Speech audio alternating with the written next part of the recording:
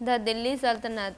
दिल्ली सल्तनत एक महत्वपूर्ण इस्लामी साम्राज्य था जिसने 1206 से 1526 तक भारतीय उपमहाद्वीप के बड़े हिस्से पर शासन किया। यह मोहम्मद गौरी द्वारा राजपूत संघ की हार के बाद स्थापित किया गया था और इसकी विशेषता राजवंशों की एक श्रृंखला थी जिसने इसके समृद्ध इतिहास और सांस्कृतिक विरासत में योगदान दिया। दिल्ली सल्तनत की मुख्य विशेषताएं। पहला है प्रमुख राजवंश, मामलुक यानी गुलाम राजवंश।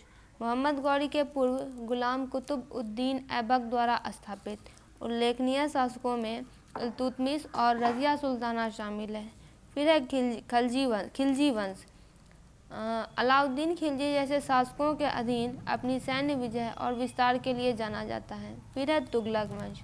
मोहम्मद बिन तुगलक और फिरोज शाह तुगलक जैसे शासकों के अधीन महत्वाकांक्षी परियोजनाओं और प्रशासनिक सुधारों के लिए जाना जाता है।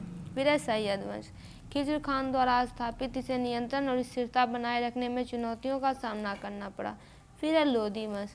दिल्ली सल्तनत का अंतिम राजवंश यह पानीपत की लड़ाई में बाबर द्वारा इब्राहिम लोदी की हार के साथ समाप्त हुआ, जिससे मुगल साम्राज्य की स्थापना हुई।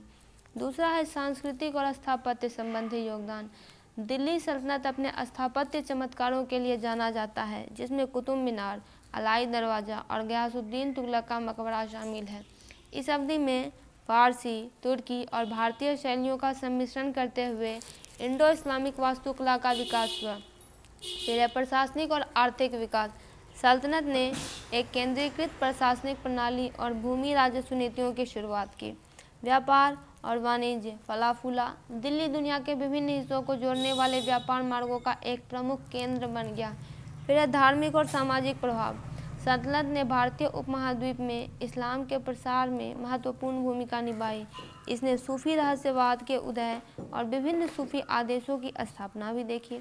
दिल्ली सल्तनत की विरासत वास्तुकला, संस्कृति और प्रशासनिक ढांचे में इसके योगदान में स्पष्ट है, जिसने बाद के भारतीय साम्राज्यों को प्रभावित किया।